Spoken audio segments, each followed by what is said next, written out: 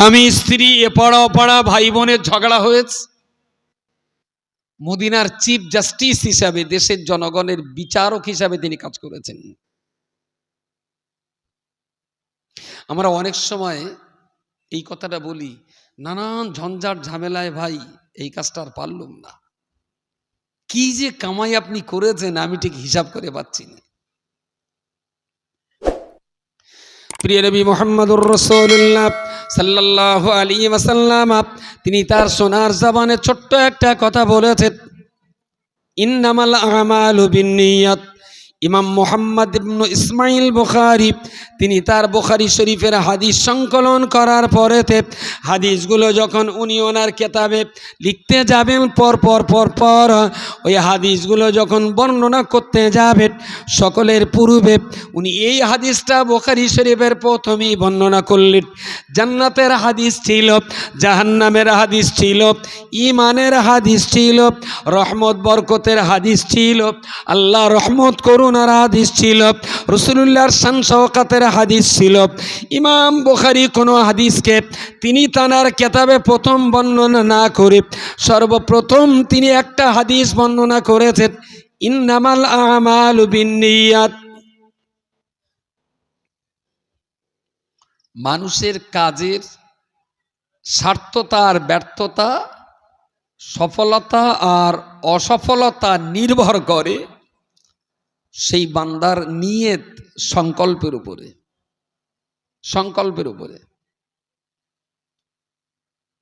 কাজের জয় হবে না পরাজয় হবে, সেই কাজের আগে দিলের ভিতরে সংকল্পটা খুব যত্ন সহকারে লালন পালন করতে হয়। যাদের সংকল্প সুন্দর হয় তাদের কাজে সফলতা হয়।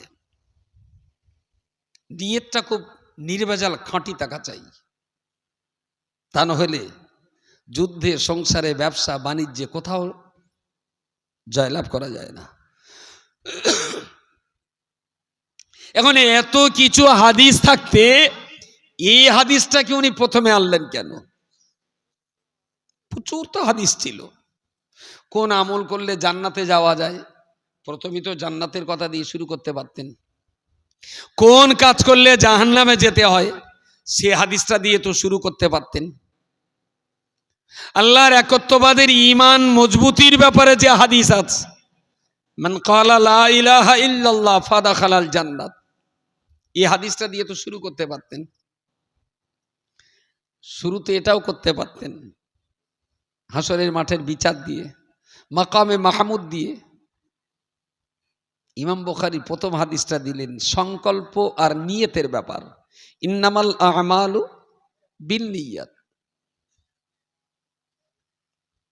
রাসূলুল্লাহর জীবনের তো বহু দিক আছে, আমি আপনাকে শুধু এই কথাটাই বলছি। আর আমার এই বর্ণনা করা রাসূলুল্লাহর এই হাদিসটা আমি বলতে পারবো কম, আর এই হাদিসটা নিয়ে আপনি অন্য কোনো আলেম ওলামার ক্লাসে বসে সবিস্তার একটু পড়ে নেবেন, আরো ভালো করে বুঝে নেবেন। আশা করছি জীবনে আপনাকে কোনো কাজে হেরে যেতে হবে না, আপনি জয়লাভ করতে পারবেন। ইমাম বুখারী রহমাতুল্লাহ আলাইহি রাসূলুল্লাহর হাদিসগুলো সংকলন করে বাছাই করা হাদিসগুলোকে এবারে কেতাবে লিখে কেতাব আকারে বিশ্বের দরবারে নবীর হাদিস তিনি প্রচার করবেন। তো সর্বপ্রথম কোন হাদিসটা তিনি লিখতে যাবেন, ওনার কেতাবের প্রথমেই কোন হাদিসটা থাকবে, অনেক চিন্তা ভাবনা, অনেক গবেষণা, অনেক ফিকির করার পরেতে এই হাদিসটাই উনি প্রথমে আনলেন। উনি মনে মনে চিন্তা করলেন, আমি নবীর হাদিসগুলোকে অনেক কষ্ট করে সংগ্রহ করেছি, সেই হাদিস থেকে বাছাই করা নির্ভেজাল খাঁটি হাদিসগুলোকে আমার কেতাবে আমি সংকলন করব। এখন আমার কেতাব যারা পড়বে ওদেরকে প্রথমেই বোঝাতে হবে নবীর হাদিস বান্দা তুমি কেন পড়তে এসেছো, রাসূলুল্লাহর হাদিস কেন পড়তে এসেছো, নবীর হাদিস কেন তুমি জানতে এসেছো। আগে তুমি তোমার নিয়ত সংকল্প সঠিক করে নাও, তোমার নিয়ত যদি সঠিক করতে পারো তবে ইমাম বুখারীর হাদিস পড়ে তোমার জীবনে সফলতা আসবে। খলিফা নুরউদ্দিনের আমলে, খলিফা নুরউদ্দিন উনি যখন বাদশাহ ইরাকের শাসনকর্তা ছিলেন, তো একটা বড় মাদ্রাসা উনি পরিদর্শনে গেছেন। তা ছেলেপিলেদের জিজ্ঞেস করছেন, বয়স কত, কোন ক্লাসে পড়ছো, পড়াশুনো করে কি হবে, কেন এখানে আছো? কেউ বললেন আমি একজন বড় লেখক তৈরি হব, কেউ বললেন আমি একজন ভালো খতিব বক্তা তৈরি হব, কেউ বললেন আমি পড়াশুনো করে ভালো একজন ইমাম হব, কেউ বললেন আমি একজন ফকিহ মুফতি হব। উনি সব শুনলেন, শুনে মনটা খুব খারাপ, যেরা কি জন্য এত লেখাপড়া করছে। ঘুরে ফিরে দেখতে দেখতে দেখলেন সিঁড়ির নিচে, সিঁড়ি একটা এরকম ওঠে আর একটা ধাপ এইরকম আসে, ঠিক এই ওঠা আর এই ওঠার মাঝখানে নিচে একটা লম্ব জ্বালিয়ে একটা বাচ্চা মাথায় হাঁট করে গুনগুন করে কেতাব পড়ছে।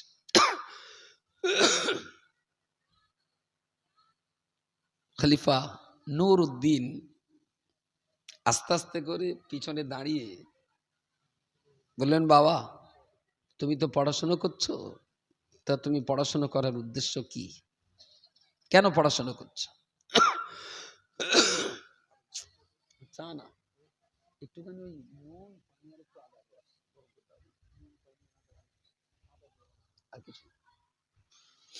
না, নুন পানি আর আদা রস। তো যে বাচ্চাটা পড়ছিলেন, বাচ্চাটা এই কথার জবাব দেওয়া প্রয়োজন মনে করেনি, উনি ওনার কাজ পড়েই যাচ্ছেন। কিছুক্ষণ পরে উনি আবার একটু জোর আওয়াজে বললেন, কি গো, আমি তোমার কাছে জানতে চাচ্ছি তুমি লেখাপড়া করছো কেন, আমার সঙ্গে একটু কথা বলো। উনি ঘাড় ঘুরিয়ে একবার মুখ পানে তাকিয়ে কোনো কথার জবাব না দিয়ে উনি ওনার কাজ করেই যাচ্ছেন। খলিফা নূর উদ্দিন একটু অসন্তুষ্ট যে বাচ্চাটা বড্ড বেয়াদব, কথা বলে ঠিক শোনে না। আর একটু ঝাঁকুনি দিয়ে, কি গো, আমি তোমাকে একাধিকবার জিজ্ঞেস করছি তুমি লেখাপড়া করে কি করবে, তা তুমি যেন আমার সঙ্গে কথা বলার কোনো প্রয়োজন মনে করছো না, আমার সঙ্গে কথা বলো। বাচ্চা ছেলেটা আর একবার মুখ পানে তাকিয়ে ভালো করে আপাদমস্তক চেহারাটা দেখে নিয়ে বললেন, ও আল্লাহর বান্দা, আপনি আমার ইলমে দ্বীন অর্জন করার ব্যাপারে আমার পথে বাধা সৃষ্টি করবেন না। আমি শরীয়তের কঠিন একটা বিষয় নিয়ে এখন গবেষণারত, একটা কঠিন মশলা নিয়ে আমি এখন পড়াশোনায় ব্যস্ত আছি। আপনি আমার পড়াশুনোর ব্যাঘাত ঘটাতে যাবেন না। যে যুগে পৃথিবীর বিরাট শক্তি যারা ইসলাম মুছে দেওয়ার চেষ্টা করছে, পৃথিবীর এক প্রান্তে খ্রিস্টান জাতের মানুষেরা তারা ইসলামের অপব্যাখ্যা করে ইসলাম ধর্মটাকে কলঙ্কিত করার চেষ্টা করছে, যে যুগে ইহুদি ধর্মের মানুষেরা তারা ইসলামটাকে অপব্যাখ্যা করে ভয়ঙ্কর ক্ষতি করার চেষ্টা করছে, সেই যুগে আমি আল্লাহর কোরআন আর নবীর হাদিসগুলোকে নিয়ে পড়াশুনো করে করে ইহুদি খ্রিস্টানদের অমূলক প্রশ্নের জবাব দিয়ে আল্লাহর দ্বীন, আল্লাহর শরীয়ত, আল্লাহর ইসলামটাকে সত্যের মানদণ্ডে প্রতিষ্ঠিত করার জন্যে বেদিন মিথ্যুকদের জবাব দেওয়ার জন্যে আমি কঠিন সাধনা করার চেষ্টা করছি। আর আমার সেই সাধনার মাঝখানে এসে আপনি আমার বাধা দেওয়ার চেষ্টা করবেন না। রাসূলুল্লাহ দিয়ে জবাব, এই দিন এই ইসলাম কি করে বাঁচবে, আমি সেই সাধনায় ব্যস্ত আছি। আপনার সঙ্গে কথা বলার মতো আমার হাতে এখন সময় বাকি নাই। সবাই মিলে বলেন সুবহানাল্লাহ। আপনার সঙ্গে আমার বকার টাইম নেই। ইসলামের শত্রুরা যখন ইসলামকে জবাই করতে তৎপর, আমি তখন কোরআন হাদিস সামনে নিয়ে তাদের সঙ্গে জিহাদ করতে প্রস্তুত। কলমকালীর লড়াই। আপনি আমার আমার এই পথে আপনি বাধা দেবেন না। আপনি আপনার কাজ করুন, আমাকে আমার কাজ করতে দিন। খলিফা নুরউদ্দিন চতুর্থবার আর কথা বলার সাহস করেননি। ফিরে এসে শিক্ষকদের ডেকে বললেন, আমি যতদিন বেঁচে থাকবো আমার এই মাদ্রাসা ওই একটা বাচ্চার জন্যই আমার মাদ্রাসা পরিচালিত হবে। জোরে বলুন সুবহানাল্লাহ, সুবহানাল্লাহ। কষ্টের রোজের দাম পাওয়ার জন্য লাখো ছেলে আর মেয়ে লাগে না, লাখো শিক্ষক আর মাস্টার লাগে না, একটা ছেলেই যুগ জমানা পাল্টে দেওয়ার জন্য যথেষ্ট হয়। কবির ভাষায় যুগ জমানা পাল্টে দিতে চাই না অনেকজন, এক মানুষেই আনতে পারে জাতির জাগরণ। তো খলিফা নুরউদ্দিনের সাথে এই আচরণ ব্যবহার কথাবার্তা হওয়ার পরবর্তীকালে বাচ্চাটার প্রতি যত্ন নেওয়া হলো। দেখা গেল পরিণত বয়সে সেই বাচ্চাটাই ছিল জগৎশ্রেষ্ঠ দার্শনিক ইমাম গাজ্জালী রহমাতুল্লাহ আলাইহি। পড়াশুনো করার জীবনে ঘরের ছাদে আর ভালো মেজে ওনার সুযোগ হয়নি। চিলেকোঠার নিচে বসে উনি পড়েছেন, সিঁড়ির নিচে বসে ওনার পড়া। মাদ্রাসায় জায়গা ছিল না, ভর্তি নেওয়া হচ্ছিল না। উনি বললেন আমার জন্য জায়গা দিতে হবে না, সিঁড়ির নিচে এই জায়গাটায় আমি কাঁথা কম্বল বিছিয়ে আমি এখানেই থাকবো। ওনার পড়ার আগ্রহ দেখেই ওই সিঁড়ির নিচেতেই ওনাকে ভর্তি নেওয়া হলো। ওনার ইলম হাসিল করার নিয়তটা কত পাকা ছিল, নিয়তটা। কেউ হাফেজ হয়ে খতম তারাবি পড়ে মাল কামাই করবে, কেউ মাওলানা হয়ে ওয়াজ করে মাল কামাই করবে, কেউ মুফতি হয়ে ফতোয়া লিখে মাল কামাই করবে, কেউ কেতাব লিখে কেতাব বিক্রি করে মাল কামাই করবে, তাই না? নিয়তটা যদি এই রকম হয় তাহলে দুনিয়ায় যা পাওয়ার পাওয়া যাবে, কিন্তু পরকালে আল্লাহর কাছে আর কিছুই। ইমাম গাজ্জালী ইমাম মুহাম্মদ ইবনে ইসমাইল আল বুখারী উনি বললেন, আমার এই কিতাব যারা পড়তে আসবে তাদের নিয়তটা আগে ইসলাহ করে নিয়ে তারা আমার কিতাব পড়ুক। সে কেন হাদিস পড়তে এসেছে, তাই আমার কিতাবে সব হাদিসের আগে নিয়তের হাদিসটা প্রথমেই বর্ণনা করলাম। আরও একবার বলুন সুবহানাল্লাহ। কারোর যদি নিয়ত থাকে এই হাদিস পড়ে বড় মুহাদ্দিস হয়ে টাকা কামাই করবে, তাহলে সে যেন আমার এই বুখারী না পড়ে। কারো যদি নিয়ত থাকে আমার এই কিতাব পড়ে হাদিস মুখস্থ করে ওয়াজ নসিহত করে মাল কামাই করবে, তার জন্য আমার বুখারী না। যাদের নিয়ত এইটা হবে যে আমি রাসূলুল্লাহর হাদিস পড়ব, 5টা মানুষকে পৌঁছে দেব, ইসলামকে জিন্দা করব, আল্লাহ আমাকে পুরস্কৃত করবেন, আমার হাদিস তাদের জন্যই, অন্যের জন্য না। রাসূলুল্লাহর এই হাদিসটা নিয়ত সংকল্প। আপনি এইটাকে যদি একটু আধুনিক ভাষায় বলেন তাহলে বলতে পারেন প্ল্যান, কাজের পরিকল্পনা। সকালে ঘুম ভেঙে উঠেই ইস্তেঞ্জা সেরে ওযু করে ফজরের নামাজ পড়ে সংকল্প ঠিক করে নেওয়া যে সারাদিন আজকে আমি কি কি কাজ করব আর কোনটার পর কোনটা করব। আমার কথা কি বোঝা যাচ্ছে? দ্যাট ইজ ইন্নামাল আমাল বিন্নিয়াত। প্রত্যেকটা কাজের আগেই নিয়ত ঠিক করতে হবে, প্ল্যান তৈরি করতে হবে। এই মাদ্রাসাটা পরিচালনা হচ্ছে, বাচ্চা কাচ্চা পড়াশোনা করছে, কিন্তু যারা পরিচালক, আমরা যারা পরিচালন ব্যবস্থায় আছি, আমাদের হাতকে ঠিক করতে হবে যে এই মাদ্রাসাটা কেন চালাবো, বাচ্চাদের কেন পড়াবো, এটা যেমন আমাদের ঠিক করতে হবে। গার্জেনরা যারা বাচ্চা দেবে তাদেরও নিয়তের ইসলাহ থাকা চাই, যে বাচ্চাগুলো পড়বে তাদেরকেও নিয়তটা বোঝানো চাই। তবে মাদ্রাসা দান করা, পরিচালনা করা এবং পড়া অনেক বড় সার্থকতা ডেকে আনবে। রাসূলুল্লাহর একটা হাদিস বলছি, এটা জীবনে কাজে লাগান। ঘুম ভেঙে উঠে সারাদিনের প্ল্যান ঠিক করে নিন, আজকে সারাদিনের কাজ কি। আর এইটা মনে মনে ঠিক করুন যে রাসূলুল্লাহ বলেছেন কাজের আগে প্ল্যান করতে হয়, নিয়ত করতে হয়। তো আমিও সারাদিনের কি কাজ করব প্ল্যানটা যখন ঠিক করে নিচ্ছি, তাহলে নবীর হাদিস মেনেই দিনটা আমার যাক। আপনার ওই কাজে রহমত বর্ষণ করা এটা আল্লাহর জিম্মাদারিতে পড়ে। জোরে সোরে বলুন সুবহানাল্লাহ, সুবহানাল্লাহ। ঘুমিতে উঠে কলের পানিতে একটু খাবুস খুবুস করে 2 কাপ চা 1.5 খানা বিস্কুট খেয়ে হেঁটে যাচ্ছে। কোথায় যাওয়া? যা একটু মোড়ের মাথার দিকে। মোড়ের মাথার দিকে কি করতে যাচ্ছে? এই যাই একটু ঘুরে আসি। ওর কোনো নিয়ত নেই, কোনো সংকল্পও নেই, কোনো প্ল্যানও নেই, কোনো পরিকল্পনা নেই। একটু হাতে চুন মেখে খানিকটা খয়নি ডলতি ললতি মোড়ের মাথায় গিয়ে বসলো। 9টা 10টা 11টা বাজলো, বাড়ি এসে বউটা 2-4টে কিলটিল মেরে গা হাত পা ধুয়ে এসে দুপুরে খেয়ে দিয়ে ষাঁড়ের মতন আবার শুইল। এ কি মুসলমানের জীবন? মুসলমানের জীবন প্ল্যান পরিকল্পনার বাইরে যাবে না।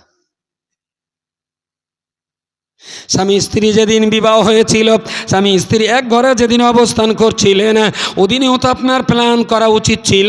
ও আল্লাহ পাক রব্বুল আলামিন আপনার শরীয়ত সম্মতভাবে একটা ছেলে মেয়ে আমরা 2 জনকে শরীয়ত মতো বিবাহ দেওয়া হয়েছে, এক ঘরে আমরা একত্রিত হয়েছি। কিন্তু রব্বুল আলামিন আল্লাহ আপনার শরীয়ত, আপনার নিয়ম অনুযায়ী আল্লাহ আমাদের বংশে যদি কোনো বাচ্চা আপনি লিখে থাকেন, তাহলে আপনার কাছে ফরিয়াদ করছি আল্লাহ, আমার বংশে যদি আপনি একটা ছেলে দান করেন, আমার ছেলেটাকে এই রাস্তায় এই প্ল্যানে এইভাবে আমি আমার সন্তানকে মানুষ করব।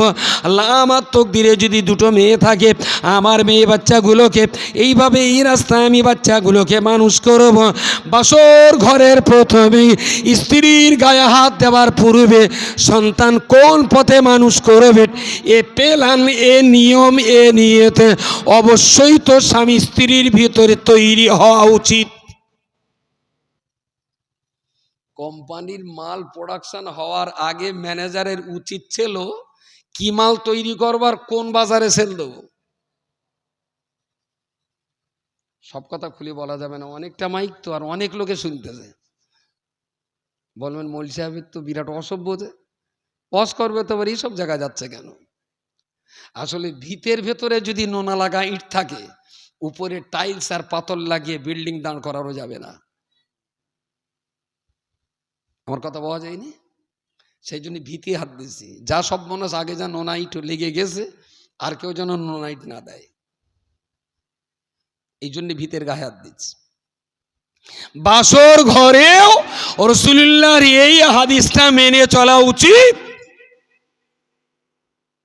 জাল্লা ছিলাম একটা স্তরে, এসেছি আর একটা স্তরে। আল্লাহ আমাদের জীবনের সন্তানাদি যদি আপনি দেন, তাহলে এই বাচ্চাগুলোকে এই পথে মানুষ করব, এই পথে মানুষ করব। কোনো প্ল্যান সেলোটেলো বলে মনে হয়? আচ্ছা, তখন প্ল্যান করার মতন হাতে আর টাইম থাকে?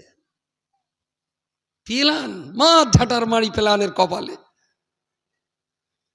ওই রাত্রি যদি পুঁইশাক দেয় না, তা এমনি মাথায় রক্ত উঠে যাবে। কখন চিবোবে? টাইম আছে ওর? পুঁইশাক চিবোবে? আর প্রিয় শ্রোতা মণ্ডলী, মনে রাখুন, আইয়ামে জাহেলিয়াতের অন্ধকার অজ্ঞতার যুগের মাঝখানে দাঁড়িয়ে নবী মুহাম্মদুর রাসূলুল্লাহ সাল্লাল্লাহু আলাইহি ওয়াসাল্লাম এই হাদিসটা বর্ণনা করলেন, ইন্নামাল আমালু বিন্নিয়াত।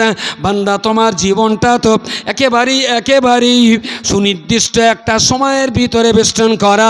তুমি তো অসীম সময়ের অধিকারী নয়। কবে জন্ম নেবে, কবে মরবে, এসব কিছু তো আমার আল্লাহ ঠিক করে রেখেছেন। তোমার জীবনটা বিরাট লম্বা চড়া হবে না। তাই তোমার জীবন জিন্দেগির প্রত্যেকটা কাজ যেন প্ল্যান মাফিক হয়। যুদ্ধ ময়দান, যতবার মক্কা থেকে রাসূলুল্লাহর উপরে যুদ্ধ চাপিয়ে দেওয়া হয়েছে, রাসূলুল্লাহ ততবারই প্রত্যেকটা যুদ্ধে 2 দিন 3 দিন 4 দিন আগে উনি ময়দানে যেতেন।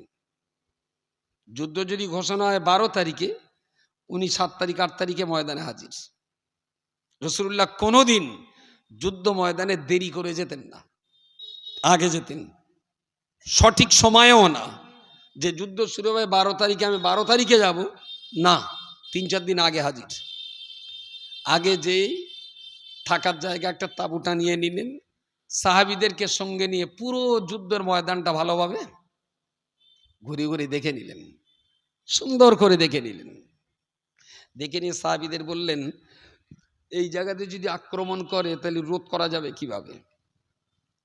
ওরা যদি এখান থেকে আক্রমণ করে তাহলে প্রতিরোধ করব কিভাবে?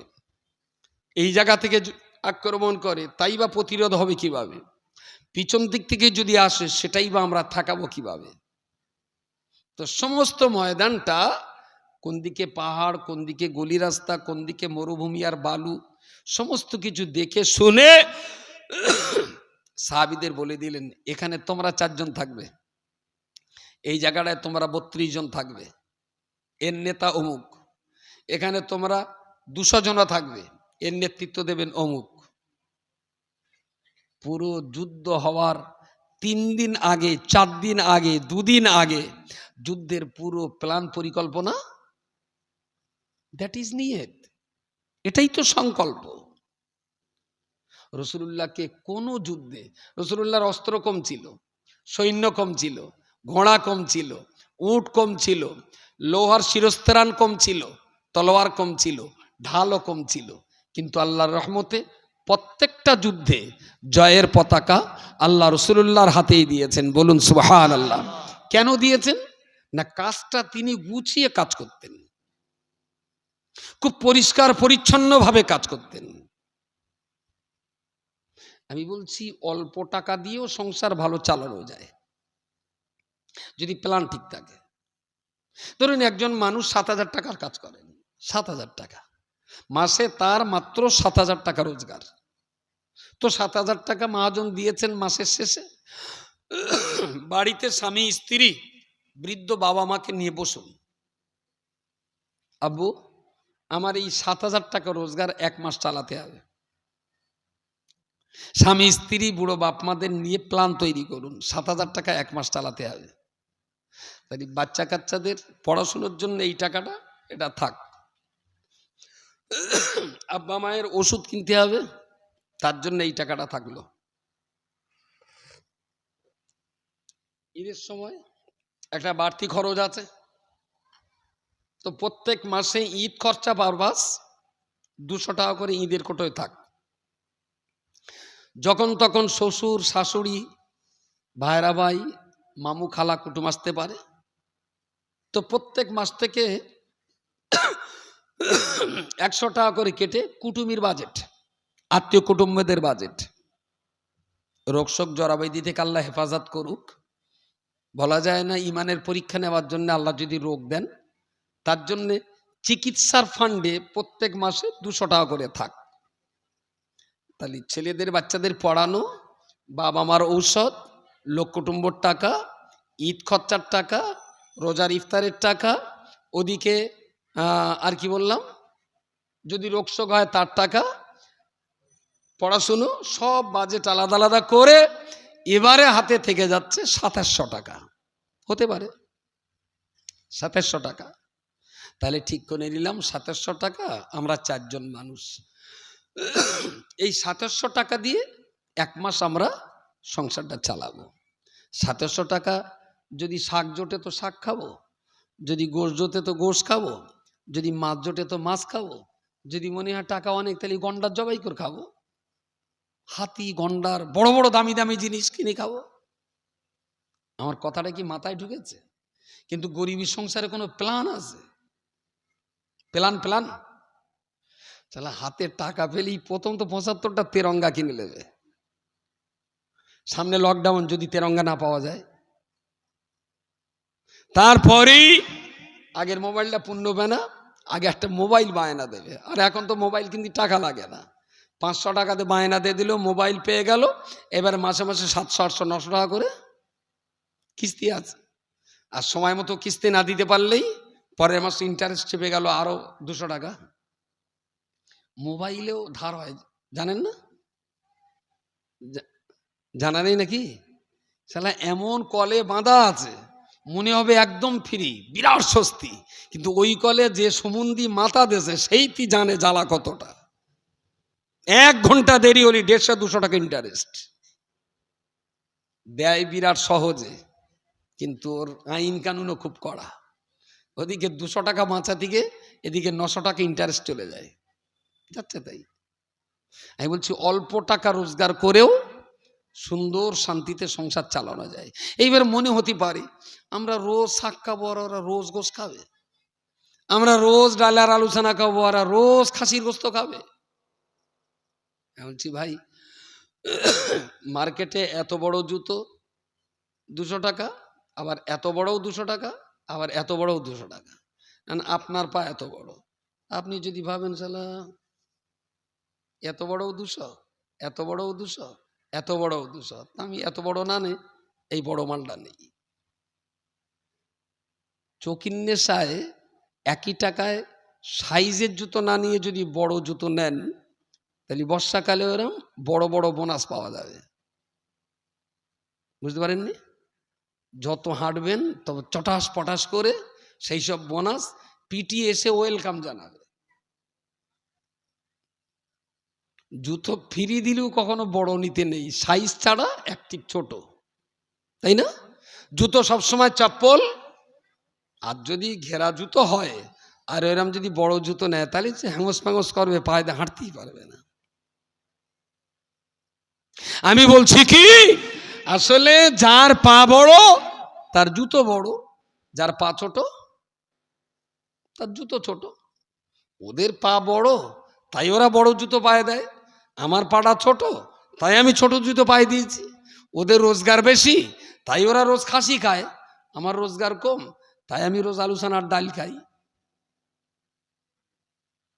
অল্প টাকা রোজগার করেও দারুণভাবে সংসার চালানো যাবে যদি সংসারটা রাসূলুল্লাহর তরিকায় চলে, সংসারটা যদি নবীর হাদিস মেনে পরিচালিত হয়, খুব সুন্দর চলবে, কোনো সমস্যা নেই।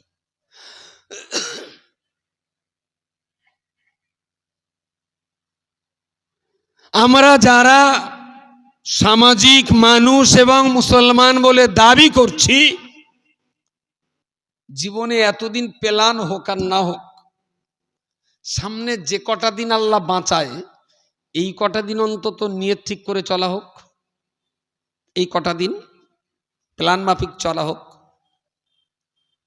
কত গভীর গভীর পরিকল্পনা, এটা একবার বুঝলে না পাগল সেরে যাবে। ধরুন এটা মদিনা শরীফ আর আমার এই মোবাইলটা মক্কা শরীফ, এটা মক্কা এটা মদিনা। মক্কা থেকে মদিনা হলো সুটান কোন দিকে, আমি যেভাবে ধরেছি তাতে কোন দিকে, এটা মক্কা এটা মদিনা, তাহলে মদিনাটা মক্কার কোন দিকে, উত্তরে, তাই তো? যে রাত্রিতে রাসূলুল্লাহর ঘর ঘেরাও করা হলো, রাসূলুল্লাহ সেদিন ঘর থেকে বেরিয়ে আবু বকরকে সঙ্গে নিয়ে বললেন চলো, আল্লাহর নির্দেশ হয়েছে মদিনাতে হিজরত করতে হবে, হিজরত করতে হবে। তা আবু বকরকে সঙ্গে নিয়ে রাসূলুল্লাহ মদিনার দিকে না এসে উল্টে এই কোনাকুনি গাড়ে ছুঁড়ে গেলেন। বুঝতে পারেননি? মদিনায় হিজরত করবেন তো মদিনায়, উল্টে এই দিকটা গেলেন কেন? আচ্ছা, এই কঠিন পরিস্থিতির মাঝখানেও কত ঠান্ডা মাথায় চিন্তা করেছেন, এটা তো উম্মতে মুহাম্মাদীদের অত্যন্ত গভীরভাবে ভাববার ব্যাপার। গরম মাথায় কখনো সিদ্ধান্ত নিতে নেই, অস্থির মস্তিষ্কে কখনো কোনো সিদ্ধান্ত নিতে নেই। সিদ্ধান্ত নিতে আর ঠান্ডা মাথায়, অস্থির মাথায় সিদ্ধান্ত যত নিয়েছেন তত ঠকেছেন, ততই ঠকেছেন। স্বামী স্ত্রীতে ঝগড়া হলো, বউটা বলল দুপুরে যদি আমার তালাক না দে ভাত খাবি তা তুই সোর খাবি। বুঝতে পারেননি? আমরা তো একটা জায়গায় আছি, এর জন্য প্রচুর বিচার করতে হয় পারিবারিক। আমার হাতে এই স্বামী স্ত্রীর ঝগড়া যা বিচার করি, তার যদি হিসাব বলতে হয় তাহলে 100-র ভিতরে 80 থেকে 82টা ঝগড়া বউ তালাক চেয়ে নেয় স্বামীর কাছ থেকে। কিন্তু বেশিরভাগ তালাকে দোষটা হয় মদ্দালকের, যে ও তালাক দেছে, কিন্তু তালাক যে কত কলে পড়ে দেছে এটা মনে অনেক লোকে জানে না। বিচারে বসলি তখন কথাগুলো আসে। আমি বলছি উনি তো স্ত্রী, সে মাথা গরম করে একটা কথা বলতেই পারে।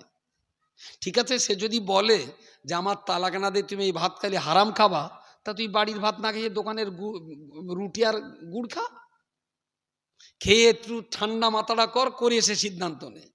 এও যেরকম বলল, ও আর একেবারে মুহূর্তের ভেতরে বলে দিলে তোর 33,000 তালাক দিয়ে দিলুম, বেরো। কখন কখন বলে, হুজুর সে রাগের মাথালে 14-15টা দিয়ে ফেলিস। তবে আমার জ্ঞান তো আজও কোনো মুসলমান বলিনি যে হুজুর 1 তালাক দিয়েছি। লেখাপড়া জানি না হুজুর, মুখ্য সূক্ষ্ম লোক, এরাম দিয়ে ফেলেছি 3 তালাক, দেখেন না কিছু করা যায় কি। আমি বলি না, তুই যা করেছিস ভাই, ও এখন অন্য আবার হন্যে কুকুর দিয়ে চাটাতি হবে, হন্যে কুকুর চেটে দেবে, তারপরে তুই খাতি পারবি, তাহলে তুই খাতি পারবি না। তাহলে তো হুজুর দেখেন না, পয়সা করি কিছু লাগলি না দোবানো। আর এই দেখ, এটা পয়সা করির কাজ না, ও তুই চল যা, কোনো লাইন হবে না। তাহলে তো হুজুর আমরা মুখ্য সূক্ষ্ম লোক, আমাদের জন্য কোনো অন্য কোনো লাইন টাইন নিয়ে বলে, এই হারাবি তুই মূর্খ, তা 3,000 না দে 3 দিলি কেন? তাহলে না, ওই বলতে বলতে 3 বলেছি আমি, তাহলে তুই 1.5 দিলি না কেন, 2 দিলি না কেন, 1 দিলি না কেন? তুই তো শালা পাকা খেড়ে, তুই যদি অশিক্ষিত মূর্খ, তুই তো একটা দে আমার কাছে শুনতে পারতিস যে হুজুর একটা দিছি, এখন উপায় কি? তুই তো পাকা সরেল, তো তুই 3টে দিছিস মানে কি তুই মূর্খ? আমি বলছি ইসলামের তালাক দেওয়ার বিধানটা না এত সুন্দর, যা মুসলমানরা যদি একটু মেনে চলতো, তাহলে কোর্ট কাছারিতে বিচারালয়ে আমাদের মাথা হ্যাঁটতো না। এরা তো অস্থির মস্তিষ্ক, খায়ও গরু, হচ্ছেও গরু, যেরাম গরু খাচ্ছে সেরাম গরুর মতন। গরু কি নিজে জানে যে মানুষের আমার গরু বলে? গরু নিজে জানে যে মানুষের আমার গরু বলে? কঠিন প্রশ্ন করলাম নাকি? আচ্ছা, গাধা কি জানে যে ছেলে পিলে বুঝার বুদ্ধি শুদ্ধি না থাকলে ওরা আমারই উপমা দে ওর ছেলেটার গাধা বলে? এটা কি গাধা কখনো জানে? গাধাও জানে না যে ওর নাম গাধা, গরু জানে না যে পাবলি করে দামড়া গরু বলে। আমি বলছি কি, বিয়ে করার আগে তালাকের মশলাটা ভালো করে শিখতে হয়, তাহলে সংসারটা ভালো যায়। আমি যদি এখানে জিজ্ঞেস করি, তালাকের 17 হ্যাঁ বোধ হয় 17টা ভাগ আছে তালাকের। বিয়ে করা বিরাট সহজ, কিন্তু তালাকের মশলাগুলো পড়া অতটা সহজ নাই। মুহাক্কিক পণ্ডিতরা বলেছেন ইসলামের 2টো মশলা সবচাইতে জটিল, একটা নামাজের মশলা আর একটা তালাকের মশলা। কিন্তু আমাদের সমাজের ছেলেপিলেরা, তাদেরকে তালাকের মশলা না শিখিয়েই বিয়েটা দেওয়া হয়, যার জন্য অশান্তিটা বেশি হয়। কচি আমার এই মজলিসে কেউ যদি এখনো আইবুড়ো থাকিস ভাই, তোর পায়ে দুখানা ধরে বলছি, তালাক পড়ে তারপর বে করবি। তালাকের অধ্যায় না পড়ে খবরদার বে করবি না। তোর বাপ যতই ধরে দেখ, যাবি না, বলে আমি তালাকের মশলাটা শিখে নেই তারপর বিয়ে করব। স্বামী স্ত্রী 2টো প্রাণী এক জায়গায় হয়েছে, শান্তির জন্য তো বিয়ে, হ্যাঁ শান্তির জন্য বিয়ে দিতে হয়, কিন্তু এমন ছেলে মেয়ে হয়ে গেছে বিয়ে যে ওদের অশান্তি হচ্ছে। ইসলামের নির্দেশ কি, যদি দুজনের অশান্তি হয় তাহলে একজন ঘরে শো আর একজন বারান্দায় শো, বিছেন ফেড়ে ভাগ করে ভালো, 2 জায়গায় থাকো। কতদিন না? 1 মাস থাকতে হবে। এবার ও ঘরে চিতে শুয়ে শুয়ে পাখা ঘুরতেছে, ওইটা গুনুক মিনিটে কভার করে ঘুরতেছে, আর এও বারান্দায় শুয়ে শুয়ে বুঝুক গিরিল্লা কোন কামারে তৈরি করেছে, এই ফাঁকটা বড় হয়ে গেছে, এটা ছোট হয়ে গেছে, দুটো তো 2 জায়গায়। ও পাকা ঘোরা গুনুক আর গিরিলির ফাঁক গুনুক। সত্যিকারের 1 দিন 2 দিন 3 দিনের ভেতরে ঘরে ওরও শুয়ে মনে হবে, শালা মিনসেটা রোজ বারান্দা যদি একটু দেখতো তাও না যাত। এও মনে মনে তসবি টিপতেছে, না ধুকা মারলুম, সেও তো কিচ্ছু বলে না।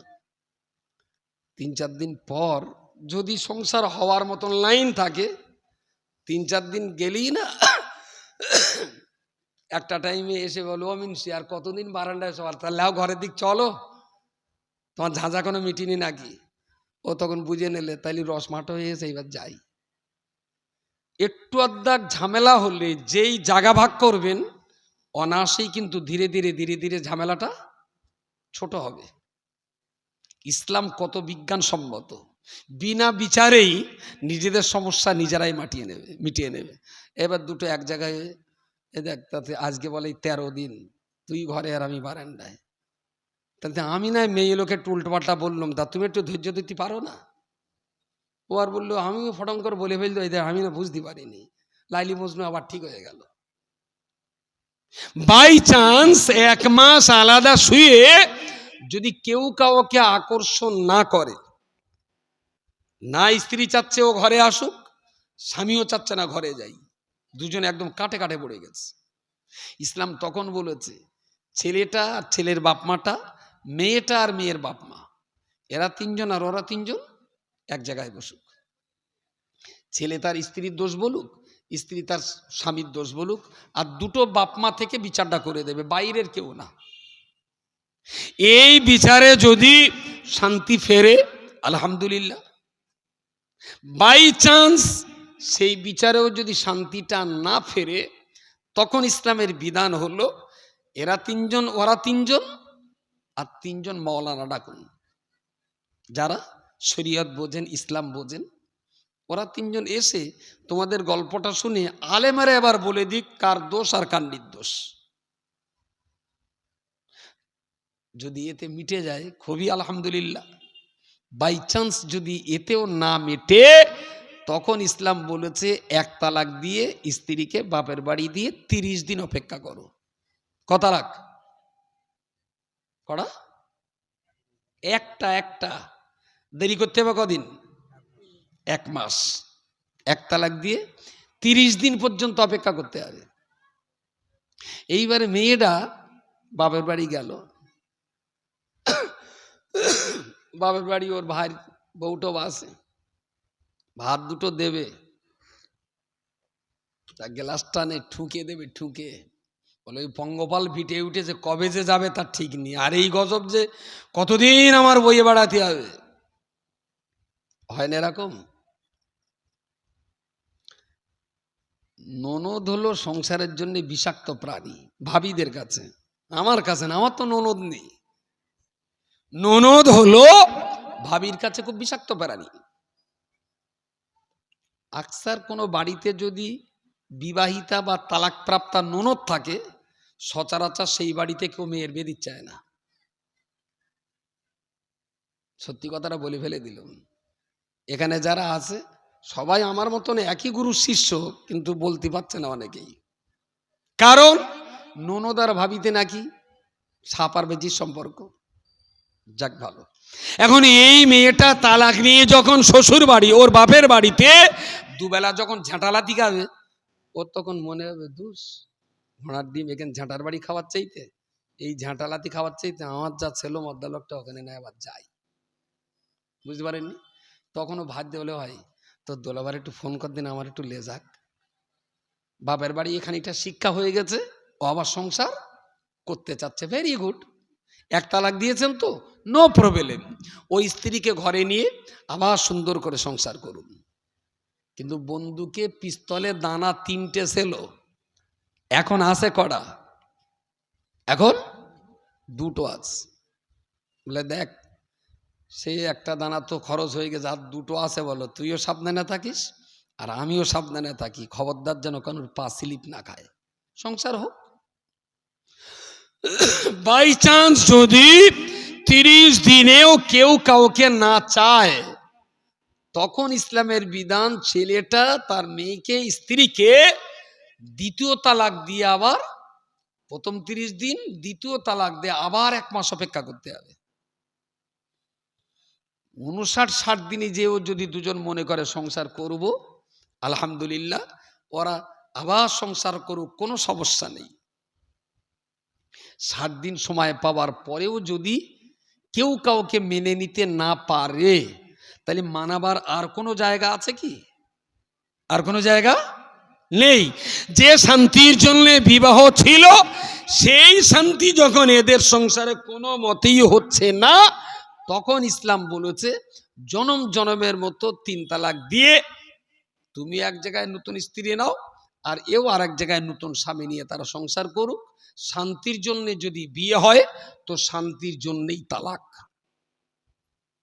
আমাদের সমাজে যা তালাক হয়, হয়তো মাঠে মাছ টাছ ধরে বিরাট টানা রোদি আর তাতি সেই রকম ঘেমে নিয়ে হেঁটে হেঁটে বাড়ি এসি বউডার বললো, এই একটু 1 গ্লাস পানি দিয়ে দিন। বউডা গ্লাস কলে দিয়ে পানি টানতে যাবে, ওদিক দেখে দুধ উদলে পড়ে যাচ্ছে, তাড়াতাড়ি করে গ্লাসটাকে আবার দুধের হাঁড়ি টেনে গিয়ে 1 খাবলা পানি দেবে। ওদিক রেখে এসে এদিকে আর পানি নিতে যাবে, ওদিক থেকে বাসুরটা ফসকে সে গাছ দুধ খেয়ে এলেছে, আবার গ্লাসটা রেখে সে বাসুরটা আবার বেঁধে আসলে। বাড়ির গিন্নি মানে তার কত জ্বালা।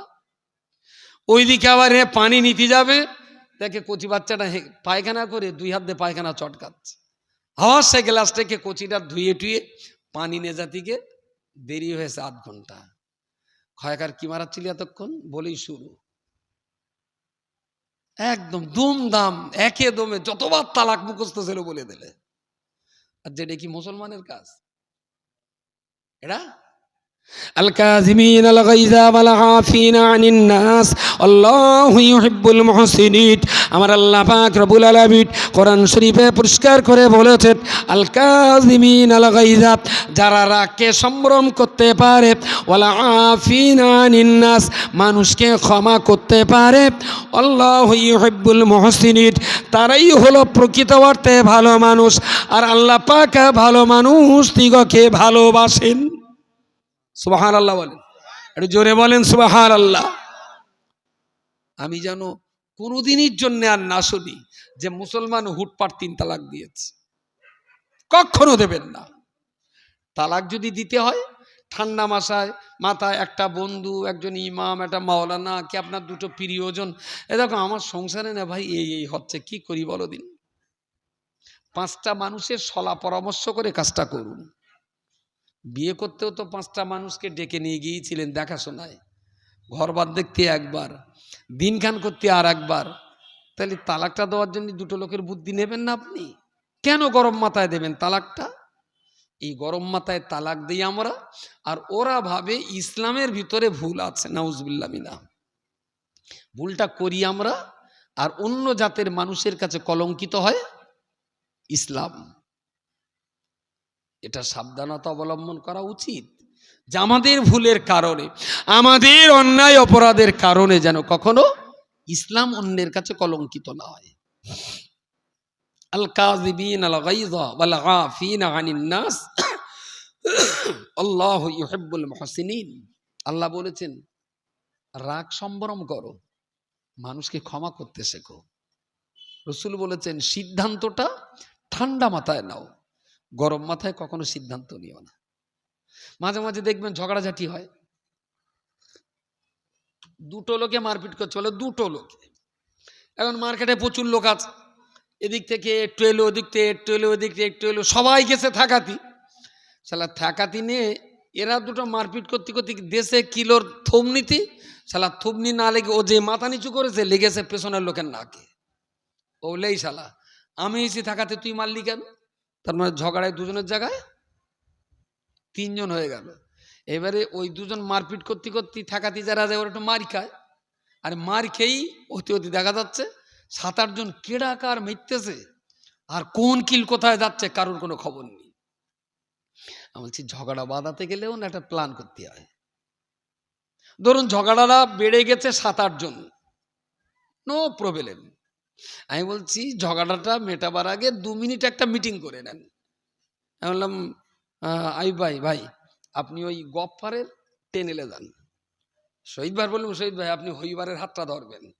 গোলাম আলীর বললি তুই জাইদুলির ধর, নুরুদ্দিন বললাম তুই বক্কারের ধর। 8টা লোক 2 মিনিটে প্ল্যান করবো, 2 মিনিট, অনলি 2 মিনিটস। যদি 8টা লোককে 8 জনের ধরে রাখি মারপিট বন্ধ হতে সময় লাগবে?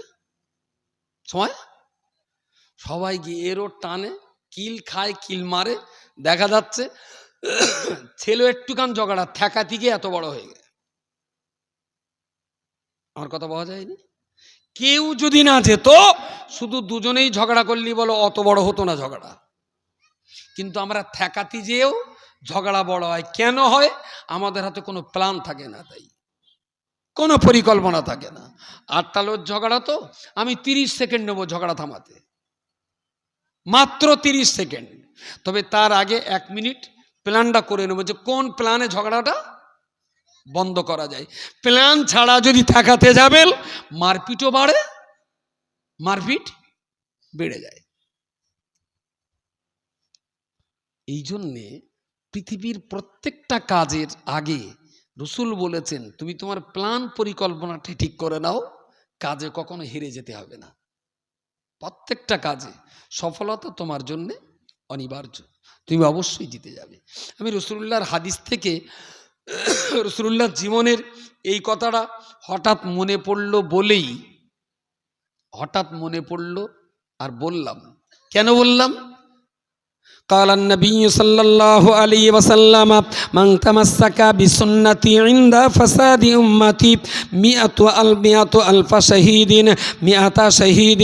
রাসূলুল্লাহ বলেছেন, বাবা সাহাবী, যে যুগে আমার সুন্নাত প্রায় মৃতপ্রায় হয়ে যাবে, যখন আমার সুন্নাত সমাজে মরণের পথে চলে যাবে, মৃতপ্রায় সুন্নতগুলোকে উম্মতে মুহাম্মাদীদের মধ্যে যারা আমার সুন্নতকে জাগ্রত করার চেষ্টা করবে, আমি রাসূলুল্লাহ বলে দিলাম, আমার একটা সুন্নাতকে কেউ যদি জাগ্রত করে, আল্লাহ পাক রব্বুল আলামিন ওই বান্দার আমলনামায় 100 শহীদের সওয়াব দিয়ে দেবেন।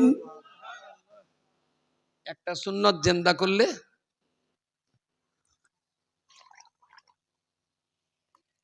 কতটা সওয়াব বললাম? 100 কি শহীদ মানে মোটামুটি বদরের যুদ্ধ হয়েছে শুনেছেন, ওহদের যুদ্ধ হয়েছে শুনেছেন, খান্দাকের যুদ্ধ হয়েছে শুনেছেন। ওই সমস্ত যুদ্ধে হজরত হানজালা, হজরত হামজা, আর অনেক সাহাবী তারা যুদ্ধে শহীদ হয়েছেন। ওই যুদ্ধে শহীদ হওয়ার একটা শহীদের যত স্বভাব, একটা সুন্নত পালন করলে ওই রকম 100 শহীদের স্বভাব আল্লাহ আপনার আমলে দেবেন। বলুন সুবহানাল্লাহ।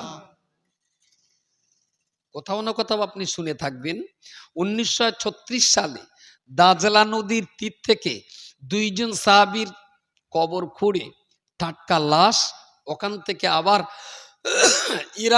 ইরাকের সালমান পার্কে সেই 2 জন সাহাবীকে দাফন করা হয়েছিল। সাহাবী 2 জনের নাম হজরত হুযায়ফাতুল ইয়ামানি আর সম্ভবত জাবির বিন আব্দুল্লাহ। ইতিহাসের এই একটা ভয়ঙ্কর দিক, নাম আর সাল তারিখ সবসময় মনে রাখা খুব খুব কঠিন হয়। এনারা 2 জন সাহাবী ইন্তেকাল করেছেন কিছু কম বেশি 1300 বছর আগে। দাফন করা ছিল দাজলা নদীর তীরে। নদী ভেঙে যাক আর যাই হোক, স্বপ্ন দেখলেন ইরাকের বাদশাহ যে আমরা 2 জন সাহাবী, নবী সাহাবী নদীর তীরে শুয়ে আছি, আমাদের কবরটা বড্ড স্যাঁতসেঁতে হয়ে গেছে, আমাদের কষ্ট হচ্ছে, আমাদের লাশটা এখান থেকে তুলে আর এক জায়গায় দাফনের ব্যবস্থা করুন। একাধিকবার স্বপ্ন দেখে উনি অস্থির হয়ে পড়লেন। অস্থির হয়ে লোক লস্কর নিয়ে সেই জায়গা খনন কার্য চালানো হলো। একটা অনুমান করে খনন কার্য চালিয়ে দেখা গেল সত্যি সত্যি পাশাপাশি 2 জন সাহাবীর লাশ রয়েছে, এবং 1300 বছর আগের যে কাফনের কাপড় আজও পর্যন্ত সেই কাপড় অবিকৃত অবস্থায় রয়েছে। সে কাপড় পচে যায়নি, পোকা লাগেনি। কবর খুঁড়তে খুঁড়তে যে কোদাল কুরুল বা এই জাতীয় কাস্তে নিড়েন যা দিয়ে তারা খুঁড়ছিল, ওই অস্ত্র অসাবধানতার বশত হযরত হুযায়ফাতুল ইয়ামানির কপালে লেগে যেতেই সেই কাটা জায়গা থেকে টাটকা রক্ত গড়াতে লাগলো। জোরে সোরে বলুন সুবহানাল্লাহ। 1300 বছর কবরে থাকার পরেও তাদের দেহের রক্ত এখনো জমে যায়নি। তাহলে নিশ্চিত করে বলা যায় কোরআনের এই আয়াত আজও সত্য। ওয়ালা তাকুলু লিমান ইউকতালু ফি সাবিলিল্লাহি আমওয়াত বাল আহইয়াউম ওয়ালাকিন লা তাশউরুন। জোরে সোরে বলুন সুবহানাল্লাহ সুবহানাল্লাহ। আল্লাহ পাক কোরআনের ভিতরে বলে দিয়েছেন, ওয়ালা তাকুলু লিমান ইউকতালু ফি সাবিলিল্লাহি আমাতা। হে পৃথিবীর মানুষেরা, তোমরা ওই সমস্ত মানুষ যারা ধর্মযুদ্ধে ইসলামের পতাকা জিন্দা রাখার জন্য যুদ্ধ ময়দানে যারা শাহাদাত বরণ করেছে, তোমরা কোনো দিনের জন্য মরা ভুলো না। বাল আহইয়াউন, ওরা কবরের ভিতর অবশ্যই জ্যান্ত থাকে। ওয়ালাকিন লা তাশউরুন, ওরা কোন প্রক্রিয়ায় কিভাবে জ্যান্ত থাকে এ ব্যাপারে তোমরা কিছুই জানো না, বোঝো না। আল্লাহ বলেছেন শহীদ বান্দারা কবরে জ্যান্ত থাকে। 1300 বছরের মানুষ কবরের ভিতরে শোয়া, কিন্তু তাদের কাফনের কাপড়ে ধুলোবালি লেগেছে, কাদা লেগেছে, কিন্তু সেই কাফনের কাপড় পচে যায়নি। ওখান থেকে তাদের সসম্মানে তুলে পৃথিবীর লক্ষ লক্ষ মানুষ দেখেছিল। হুযায়ফাতুল ইয়ামানি, জাবির বিন আব্দুল্লাহ, দুইজন সাহাবীর টাটকা লাশ ওখান থেকে তুলে বেশ অনেকটা ভিতরে, জায়গাটার নাম হলো সালমান পার্ক, সেই জায়গাতে দাফন করা হলো। তাহলে এরা শহীদ বান্দা। আর শেষ জমানাতে যখন কোনো সুন্নাত মৃতপ্রায় হবে, সেই সময় কেউ যদি একটা সুন্নাতকে জিন্দা করতে পারেন, রসুল বলেছেন তাকে ওই রকম 100 শহীদের সওয়াব দেওয়া হবে। আরো একবার বলুন সুবহানাল্লাহ, সুবহানাল্লাহ। ব্রাশ কলগেটের দাম কত? একটা ব্রাশ আর একটা কলগেট মোটামুটি কত দাম? গ্রামের লোক কেনে না? গ্রামে কত? 40 টাকা। একটুখানি একটা মেশক কত দাম? নিমির ডাল বা বাবলা গাছের এরকম বড় একটা ডাল, এইরকম মোটা মালঞ্চ কত? নিমির ডাল বা বাবলার ডাল 1 বিঘে কত দাম? মালঞ্চই 5 টাকা। তো আপনি বলছেন, এরা চিন্তা করতে উড়ির আবার দাম। এটা কি নিম না? মেয়গ্নি। নিম গাছ আর বাবলা গাছ নোন এলাকায় তো বাবলা গাছ আরো বেশি হয়। তা কারুর উঠোনে যদি বাবলা গাছ বা নিম গাছ থাকে, আর যদি বলে ভাই একটা মেশক নেবো, কত নিবি? তোর গাছটা একটা মেশক কেটে নেবো, কত নিবি? বাড়ির লোক ভাববে এর কি ফেসের তার আউট হয়ে গেল। ফ্রি দেবে না গ্রামে? ফ্রি অনায়াসেই দেবে। কলকাতার দিকে এরম বিঘেট বিঘেট কেটে বিক্রি করে, গ্রাম থেকে কেটে শহরে যেয়ে তারা বিক্রি করে, তাই তারা 5 টাকা 7 টাকা করে নেয়, তাই না? আচ্ছা, এই রাস্তায় যেতে যেতে পকেট থেকে 5 টাকা পড়ি গড়িয়ে যদি ওই নর্দমায় যায়, কেউ আসে ওই নর্দমায় হাত দিয়ে 5 টাকাটা তুলবে? সেরাম লোক এখন সব তো ভিআইপি, 5 টাকার জন্য কাদায় হাত দেবে, সেরকম অভাব আজকে আর নেই। বেরাস পেস্ট 40 টাকা, 1 বিঘে তারটা মেসোয়াক মালঞ্চই ফ্রি পাওয়া যাবে। মালঞ্চ প্রায় 500 পরিবারের বাস। আমার এই মহল্লাটায় প্রায় 500 পরিবার নিয়ে আমাদের এই সুলতানিয়া জামে মসজিদ মাদ্রাসা। আচ্ছা, 500 পরিবারের ভিতরে একটা পরিবার বলবেন যে বাড়িতে বেরাস ঢুকেনি? কার বের করে দেবে? কেডা? কার ব্যাগ চেক করছে? হ্যাঁ, এই সব বোনাস, এই বেরো না।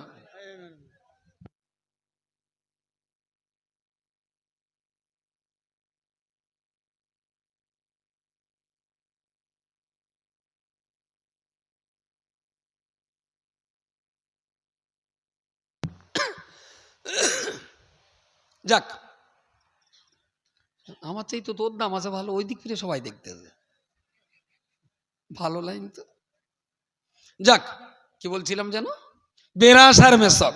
যদি মালঞ্চই 500 পরিবার দেখি, একটা বাড়ি দেখাবেন যে বাড়িতে বেরাস ঢুকিনি? আছে এরকম বাড়ি? একটা দেখ বাড়ি পাওয়া যাবে যে বাড়ি মেসক নেই? একটা দেখ বাড়ি? কিছু তো বলেন। যদি 100 বাড়িতে 100 যদি বেরাস পাওয়া যায়, মেসকটা কটা বাড়িতে পাওয়া যাবে 100-র ভেতরে? হাত তুলতি বলবো যে বেরাস, বেরাস না মেসক কার কার বাড়ি আছে, হাত তুলতি বলবো, বলি একটু হয়েই যাক। একটু একটু মোটামুটি ইশারা করেন দিন, মেসক কার কার বাড়ি আছে? মেসক ওকে, হাত না বান। মোটামুটি যা আছে এই জায়গায় যত লোক আছে মোটামুটি একটা আন্দাজে 15%। যদি 100 লোক থাকে 15টা বাড়ি মেসক আছে, তবে লোক 100 না 100-র বেশি আছে। 15% বাড়িতে মেসোয়াক আছে। মেসোয়াক দিয়ে দাঁত ঘষলে 100 শহীদের সওয়াব হবে। বেরাস দিয়ে দাঁত ঘষলে কি 200 শহীদের সওয়াব? বেরাসের কি কোনো সওয়াবের সুসংবাদ কি বেরাসের সঙ্গে আছে? কলেরা টঙ্কারা সবসময় দেরিকে দাও, কারণ এরা বিপদে না পড়লে আল্লাহরে খুব একটা ডাকে না। আমি বলছি নবীর এই হাদিস অনুযায়ী বেরাস আপনি করুন, আমি একবারও বলবো না বেরাস ব্যবহার করা হারাম, আমি একবারও বলবো না, বেরাস ব্যবহার করুন, কিন্তু মিনিমাম নামাজের আগে দুবার তো মেসওয়াকটা করুন। সৌদিতে নিশ্চয়ই দেখেছেন, আমি সৌদি মানেই যে ভালো তা বলবো না, কিন্তু ওদের একটা জিনিস আমার ভালো লাগে, তড়িঘড়ি করে জামাতে এসেছে, অজু ছিল, মেসকের টাইম পাইনি, কাতারে দাঁড়িয়েছে, ও মেসকটা বার করে এপাশ ওপাশ দুপাশ ঘষে নিয়ে মেসকটা রেখে দিয়ে আল্লাহু আকবার। খেয়াল করেন এটা? বহু সৌদি মানুষকে দেখা গেছে, মদিনার মানুষদের বেশি দেখা গেছে। যারা ইস্তেঞ্জা করেছেন, অজু করে এসছেন, তারা তো মাশাআল্লাহ মেসক করবেই করবে। যারা হয়তো গাড়ি থেকে নেবে তড়িঘড়ি এঁকেছেন, অজু করা লাগবে না, ওরা নামাজের পাটিতে দাঁড়িয়েও বা জামাতে যাচ্ছে, যেতে যেতে দুবার ঘষে নিয়েও পকেটে রেখে নামাজের নিয়ত করে। মেসওয়াক ছাড়া ওরা আলহামদুলিল্লাহ নামাজে দাঁড়ায় না। যেটা ভালো সেটা তো ভালো বলতেই হবে, খারাপ অনেক থাকতে পারে, কিন্তু ভালোটা আমি নেব না কেন তার কাছ থেকে? আমি বলছি রাসূলুল্লাহর সম্পর্কে জানা বোঝার এই মজলিসে অন্তত এই নিয়তটা হোক, যতদিন বেঁচে থাকবো ছোট্ট একটা নিবিড় ডালের মেসওয়াক আমি ভুল করব না। আর তার চাইতে এখন ওই মার্কেটে যা কিনতে পাওয়া যায় প্যাকিংগুলো, কিসের ডালগুলো, জাইতুনের শিকড় টিকড় শুনেছি ওই রকম, ও বোধহয় এরকম কত দাম, 25 টাকা, 25 টাকা দাম নেবে। কি সুন্দর নরম জিনিস, সবার বাড়ি একটা করে থাক, নিঃশকটা করুন। এটা ইহকালের জন্যও সম্পদ, পরকালের জন্যও সম্পদ, এইটা যেন ভুল না হয়। দুটো কথা উল্লেখযোগ্য, গুরুত্বপূর্ণ কথা একটা বলেছি, সেটা হলো নিয়ত। এখান থেকে যতদিন বাঁচবেন প্রত্যেকটা কাজের আগে নিয়তটা ঠিক করুন, প্ল্যান পরিকল্পনাটা ঠিক করে কাজে পা বাড়ান, ইনশাআল্লাহ আপনার কাজে আল্লাহ রহমত দেবেন। আর যেহেতু নবীর সুন্নাত মেনে আপনি পা বাড়াচ্ছেন, ওই কাজে রহমত হবে, কাজটা কঠিন কাজটাও আল্লাহ আপনার জন্যে সহজ করে দেবেন। দোয়া সবরাস্তানি হবে, গুরুত্বপূর্ণ করা কথা বাকি আছে, সে কথা বলবো। তার আগে সকলে আসুন প্রিয় রসুলের শানে দাঁড়িয়ে একটু সালাম পড়ে নিন। ইয়া নবী সালাম।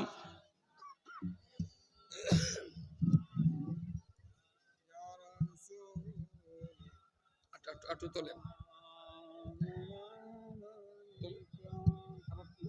আচ্ছা থাক থাক থাক, ঠিক আছে ঠিক আছে, ওই হবে।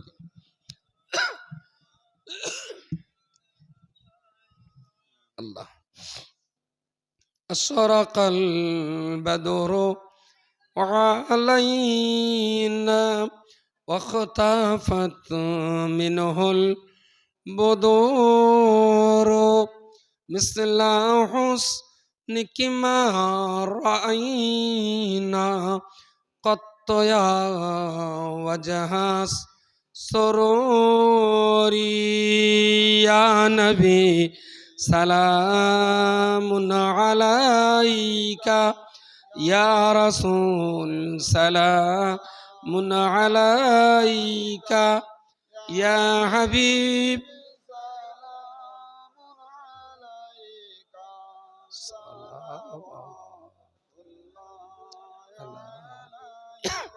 من يرى وجهك يسعد يا كريم الوالدين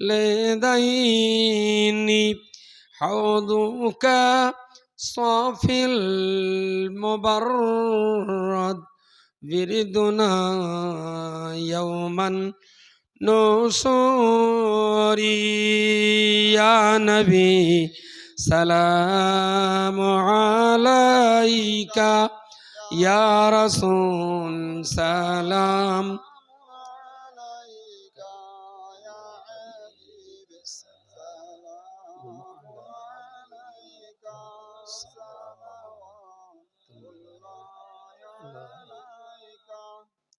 يا حبيبي يا محمد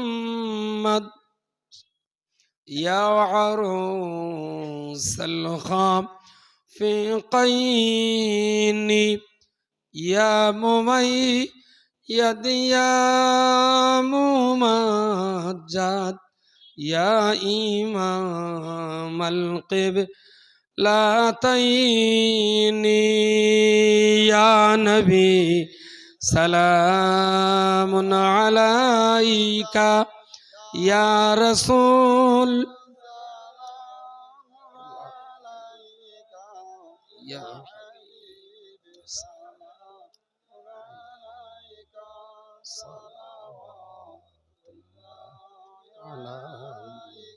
يا ربي صل وسلم دائما ابدا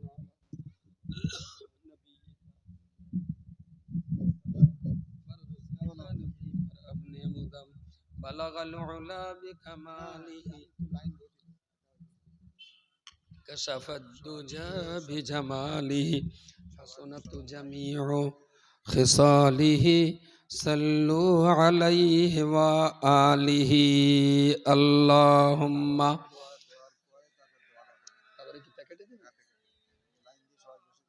আবার লাইন দিতে হবে হবে না ফাঁকা ফাঁকা আছে অসুবিধা হবে না তাবারুক দেবে তারা কই আমি মজলিসের একেবারেই শেষ প্রান্তে এসেছি আমি একটু বিনয়ের সঙ্গে বলছি আপনাদের যারা চেয়ারে আছেন দাঁড়িয়ে আছেন সবাই মজলিসে আসুন তাবারুক দেওয়া হবে 10,000 লোকের তাবারুক দিকে ঝামেলা হয় না 15টা লোক দাঁড়িয়ে থাকে ওখানে দিতেই ঝামেলা হয় আমার কথা ভুল বলেছি আমি ভাই প্লিজ একটু চেয়ারগুলো ছেড়ে দেন 2 মিনিট বসেন 2 মিনিট চেয়ারগুলো গুছিয়ে বলতে না সবাইকে বলছি বসতে হবে মজলিসে এক পিস কেউ যেন না দাঁড়ায় চেয়ারগুলো গুটিয়ে ফেলুন একদম গুটিয়ে ফেলুন আর মজলিসের চেয়ার রাখবেন না 2-4টে কাছে রাখবেন বৃদ্ধ মানুষ যারা মাটিতে বসতে পারে না এরকম কাছাকাছি দেবেন ফাঁকা জায়গা আছে অনেক জায়গা ফাঁকা আছে ভিতরে আসুন একটা কেউ দাঁড়াবে না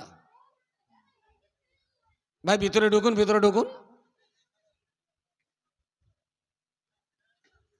পিছনে চেয়ার আছে এখনো পিছনে ভাই চেয়ার ছাড়ুন কেউ এপিএল থাকবে না সব বিপিএল এই ফাঁকটা অনেক জায়গা আছে এখনো বাহ থ্যাংক ইউ সো মাচ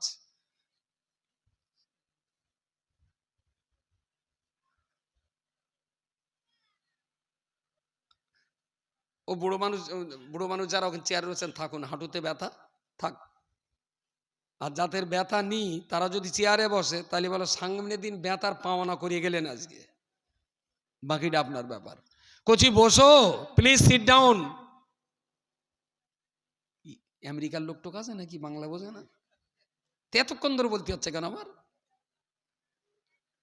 বসো বলছি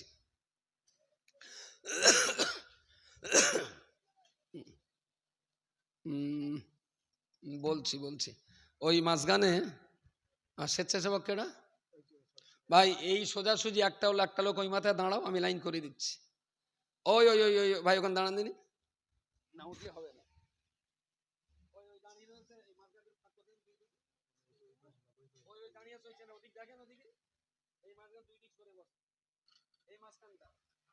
হ্যালো স্যার একটু প্লিজ পটলের নালায় পানি ছাড়বো ওই জায়গাটা আটকে যাচ্ছে পানি